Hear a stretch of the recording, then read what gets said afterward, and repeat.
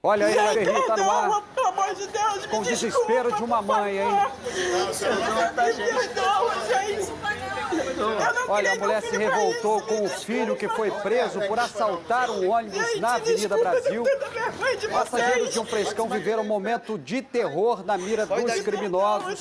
Me Vamos ao perdoa, vivo gente, com o me Jackson desculpa, Silva, que acompanhou tudo de perto. Você está vendo imagens aí do assalto gravado de dentro do ônibus por passageiros.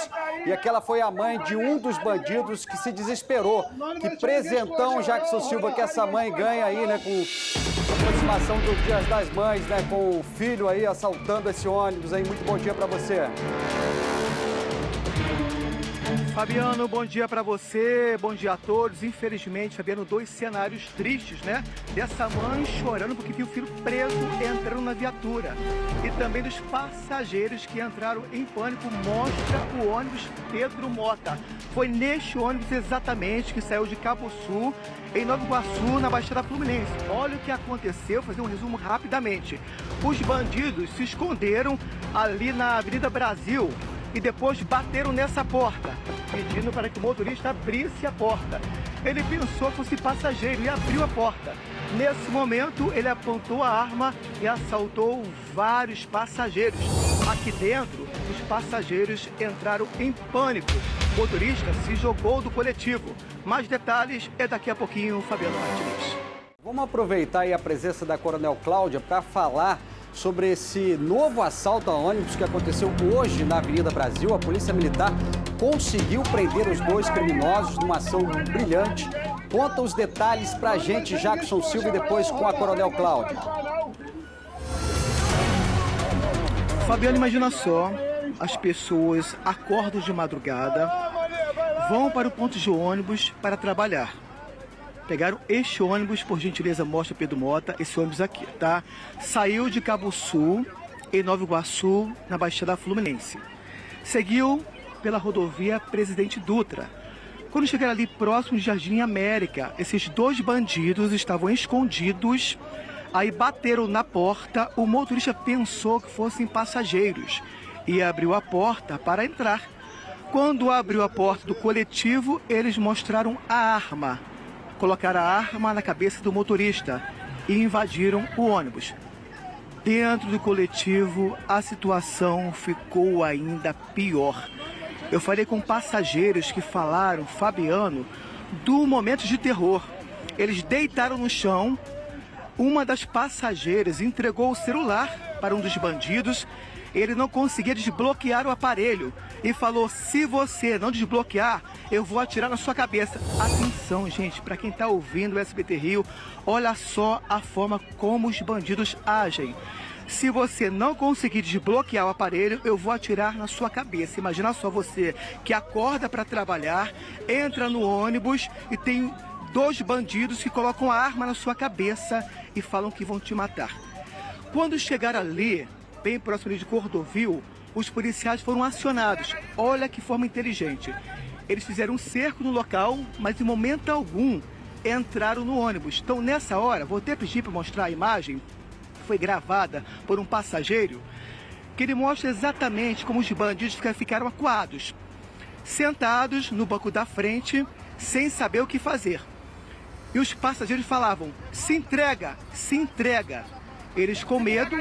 Aí nesse momento também os passageiros com receio, né, de ter uma troca de tiros, também deitaram outra vez no chão. Os policiais foram perspicazes, tá? Eles cercaram o ônibus e esperaram os bandidos descerem do ônibus. Nessa hora, os bandidos desceram do ônibus e se entregaram. Então eu vou falar agora com o coronel sobre esse caso. Coronel, foi uma estratégia de inteligência, porque os policiais cercaram o ônibus e em momento algum eles entraram no coletivo. Foi realmente uma parte, assim, parabéns para os policiais, né? Prenderam os bandidos, mas graças a Deus, nenhum inocente ficou ferido. Então, exatamente, Jackson, eu acho que dessa ocorrência, eu acho que é um ponto para a gente destacar, foi essa atuação, não é, dos policiais, primeiramente fazendo o cerco. Quer dizer, então a gente não tem relato de troca de tiros, não é isso? A gente, ao mesmo tempo, a gente lamenta que pessoas passem por uma situação como essa, que criminosos como esse, né, saiam de casa, né, de manhã cedo para roubar trabalhadores dentro de um ônibus, né, de um ônibus coletivo. Então, assim, e aí essa atuação da Polícia Militar foi muito importante. É importante a gente dizer também que o BPVE, o nosso Batalhão de Vias Especiais, ele já vem fazendo um trabalho preventivo de abordagem desses ônibus. Então, volta e meia, é bom para a pessoa que está assistindo, né? Eu estou no meu ônibus, de repente a polícia parou, o policial entrou no ônibus, fez aquela revista. É importante as pessoas colaborarem. Não, está atrapalhando minha viagem, não. A gente está trabalhando na prevenção.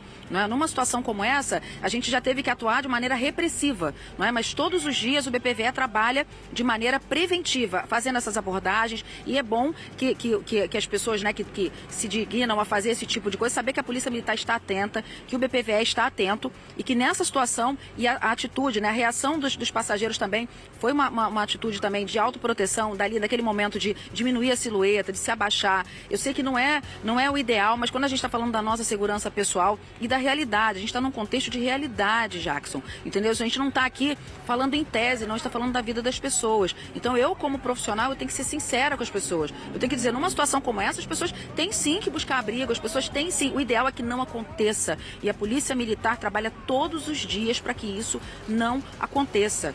Mas, uma vez acontecendo, termos um desfecho como esse, é muito triste a gente estar aqui com esse ônibus parado, que podia estar circulando, servindo a população. Pessoas que tiveram o seu trajeto interrompido por conta desses marginais, né, que estão presos, e eu espero que fiquem bastante tempo presos, né, se são menores, que fiquem apreendidos pelo máximo de tempo possível, mas para que eles não venham fazer, porque a gente sabe que a taxa de reincidência, né, de cometer novos crimes é muito alta. A gente prende, eles cumprem, se depender da situação, né, cumpriu a pena deles, eles saem e voltam para fazer a mesma coisa. Eles não se recuperam. Infelizmente, a gente vai pegar o histórico criminal, geralmente de roubadores, o sujeito não tem só uma anotaçãozinha, não. Ele tem várias, infinitas. E aí, como é que faz? Então é o seguinte, a segurança pública trabalhou. Outros, né? A gente pensa o seguinte, outras estruturas sociais falharam, não a segurança pública. E isso é um ponto importante para a gente pensar quando a gente pensa nesse contexto desse dia a dia, não é? E principalmente de uma situação como essa. E quando a gente fala de roubo, Jackson, é muito importante falar uma outra coisa. Eles foram lá para roubar o quê? A maior parte, aparelhos celulares. Eles pegaram esses aparelhos celulares para levar para casa? Não, para vender, para revender. Então a pessoa que quer comprar um celular baratinho, saiba que está comprando um produto de roubo e que muitas das vezes esse celular, ele vem encharcado de sangue de pessoas trabalhadoras. Por vezes esse celular que está ali, muitos deles ainda estão sendo pagos ainda estão naquele parcelamento, porque o trabalhador, a pessoa honesta, ela compra aquele celular com muito sacrifício e vai pagando 20 prestações, trabalhando para conseguir, e vem um criminoso desse e leva, porque alguém vai tentar comprar de uma maneira mais barata, não é, fora de um preço da realidade, no mercado clandestino. É o jeitinho brasileiro, né? Que é mais barato e tal, só que não sabe da origem disso. Fabiano, esses dois bandidos, dois marginais, são maiores de idade. Vamos então estampar o nome deles? Dilson Pimenta Ramos e Marcelo Barbosa de Oliveira.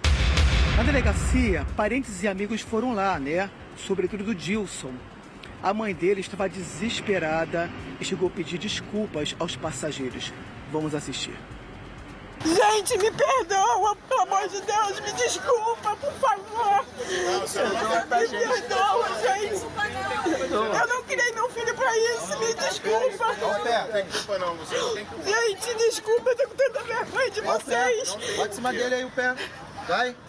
Qual a idade Me dele? perdoa, 18, me perdoa, gente, me desculpa. É o presente que tu me deu no Dia das Mães.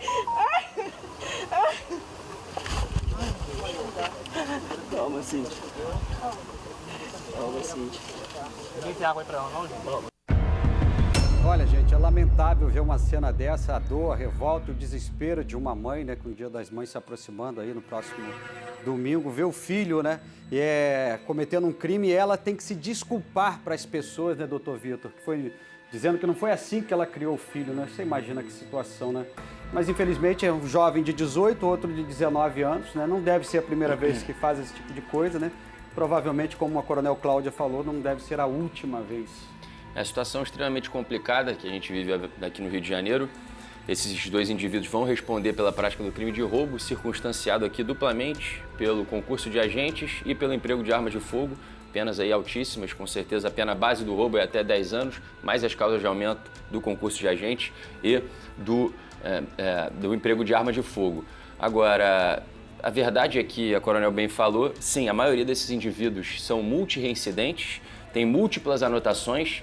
Quando chegam em situações como essa, no plantão, capturados em flagrante, a autoridade policial que vai fazer a lavratura do auto de prisão em flagrante, o delegado de polícia, normalmente representa pela prisão preventiva, mas a verdade é que eles ficam pouco tempo presos e já retornam às ruas. Mas, aqui eu preciso destacar, Fabiano, essa cena da mãe ali, apesar de ser uma cena um tanto quanto chocante, acaba dando um pontinho de esperança de que esses indivíduos não venham a reincidir ou até de que não sejam multirreincidentes. Porque o comportamento da família, normalmente, quando o indivíduo é da atividade criminosa, muitas vezes é daquela idolatria, meu Deus, estão injustiçando meu filho, etc. E daí é de vergonha. E daqui ela está envergonhada, nitidamente não parece ter vivenciado uma situação anterior a essa. Então, quando eu vejo esse tipo de atitude, sobretudo com infrações envolvendo menores de idade, nesse caso o garoto acabou de completar 18 anos, me dá uma ponta de esperança de que, de repente, esses indivíduos se desvirtuaram ali isoladamente e podem recuperar. Mas não é o que acontece normalmente nas delegacias. Quando a gente chega lá, é aquela população querendo inflamar, é a família que está querendo super proteger, defender o bandido, e não foi o caso ali. Então, isso me dá minimamente uma esperança. Mas, claro, vão ser punidos na forma da lei, vão pegar penas altíssimas aí. Vamos voltar com o Jackson Silva, que ele tem mais detalhes, né, sobre essa senhora, sobre toda essa cena aí, né, Jackson? Fabiano, a mãe falou que eles moram ali na Vila Kennedy, zona oeste do Rio. E também falou que perdeu um filho recentemente, um filho para o tráfico de drogas. O filho era traficante ali da Vila Kennedy. E esse irmão dele, o Dilson, que foi preso, também continua no crime. Então é lamentável, né? Porque a mãe sofre, a mãe não tem culpa, já perdeu o primeiro filho. Por sorte, esse está vivo, porque se atirasse contra os policiais, poderia ser morto, né? Mas ela estava aliviada porque ele foi preso, mas dói demais no coração de uma mãe, né? Não, exatamente. Eu acho que nesse ponto eu não vi as imagens, mas pelo que vocês estão falando, a gente se sensibiliza. Mas uma coisa que é importante, independente, a gente está falando aqui, chegando o Dia das Mães, não é? Mas assim, o caso dessa mãe, a gente, né, se sensibiliza vendo ela pedindo desculpas, mas a gente sabe que esses criminosos, eles não pensariam duas vezes em tirar a vida de um daqueles trabalhadores. Então, nesse momento agora, é a aplicação da lei, eles foram presos. Eu acho que esse é um ponto também importante, que quem opta pelo confronto, isso a gente sempre fala, né? O nosso secretário fala, o secretário Cury sempre fala, quando você tem uma situação de confronto, quem opta pelo confronto é o criminoso, não é a polícia militar. A gente sempre tem isso. Então, eles se renderam nessa situação, vão responder, vão ser processados. As provas são inquestionáveis, né, de tudo que está sendo visto. A situação foi transmitida ao vivo, né, a situação do que eles fizeram, várias testemunhas. Então, assim, eles ficaram presos. Espero que aproveitem, não é, essa oportunidade para se redimir, para pagar a sua pena. Primeira coisa, não, uma situação dessa, por mais que se peça desculpa, mas não tem como desculpar uma situação como essa. Porque essas pessoas causaram danos muito, muito severos. E isso não é só para aquelas pessoas. E o sentimento de todo mundo que vai entrar no ônibus amanhã, a preocupação que as pessoas têm. Então não é uma questão pequena. A gente entende que ela é mãe, não é, que o coração de mãe. E é só pensar, vamos lá para a penitenciária lá, as filas, né, de mulheres para visitar os presos. A maior parte dessas mulheres que estão indo lá, que não desistem, são mães. E a gente entende, né? Até o pior fascínio da terra teve uma mãe.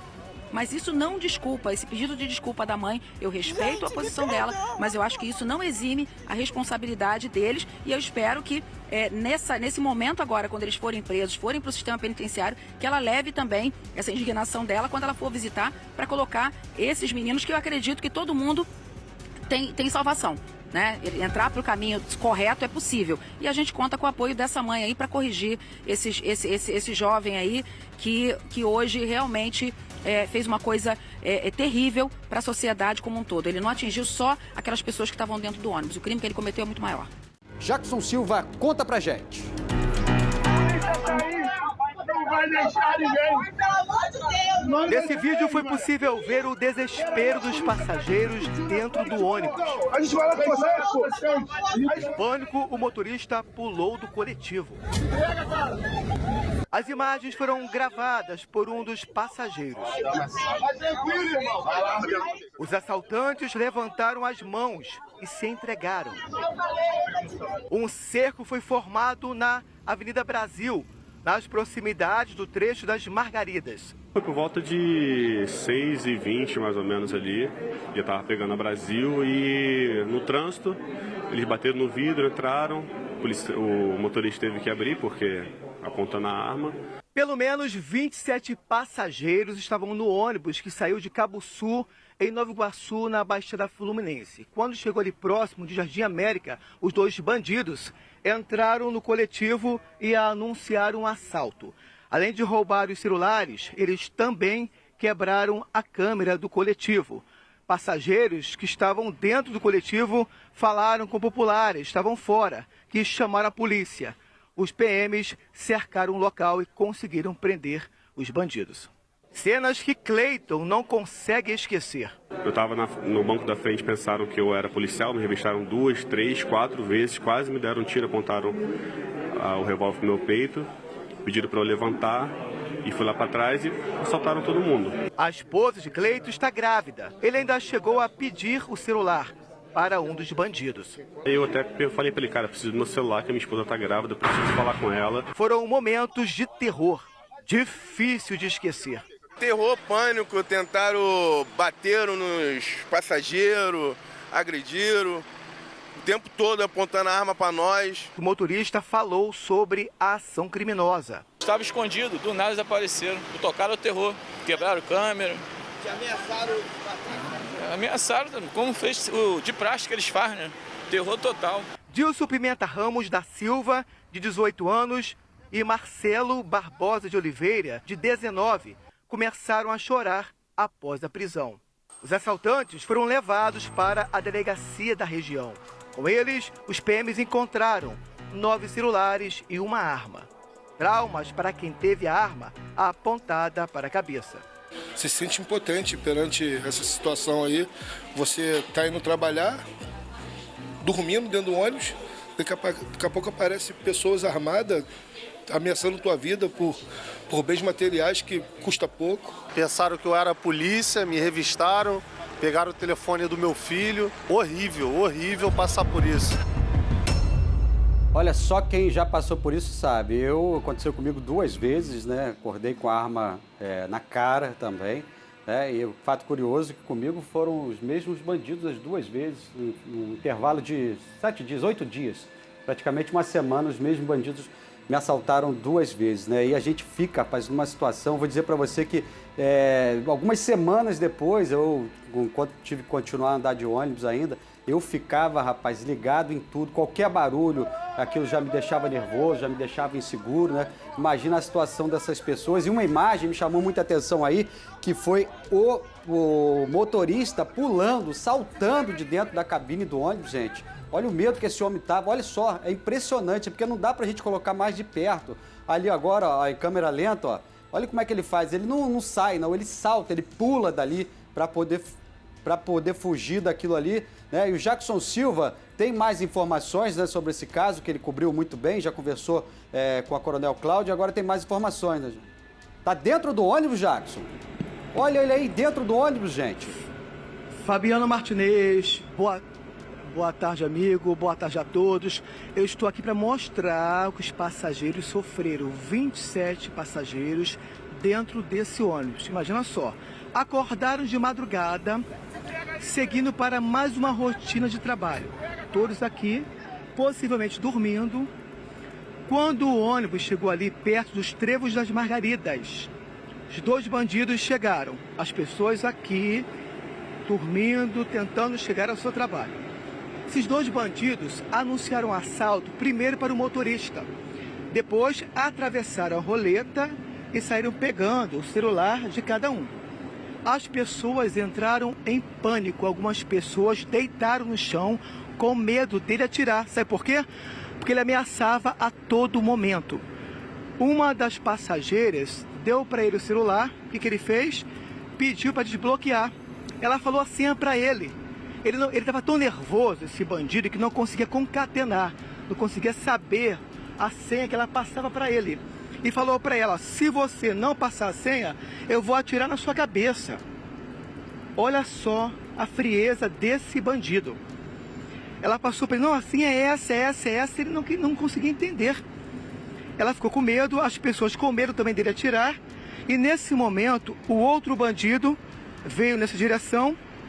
Olha como é que o bandido é estratégico, e quebrou a câmera e fica exatamente aqui no ônibus, para não ser identificado.